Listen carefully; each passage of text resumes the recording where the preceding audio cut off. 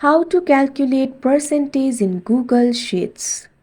You can use the basic division formula in order to calculate the percentage. For example, I want to calculate the percentage of my E cells. Click on the empty cell. After you do that, press the equals to sign on your keyboard. Now once you do that, in order to calculate the percentage, what you have to do is simply enter the cell name of whose you want to calculate the percentage.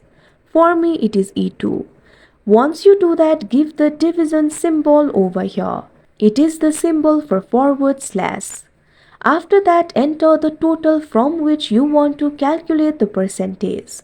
For me it is 200. So I am just going to enter it over here. Or if you have entered the total amount in other cell, you can also enter that cell name over here. Once you do that, press enter. After that, click on that cell. Click on the option for format. Click on the option number. Click on the option for percent that you can see on the screen. Now like this, you'll be able to calculate the percentage. You can apply this formula in the entire column. So like this, you'll be able to calculate percentage in Google Sheets. That's it for this video. Thank you for watching.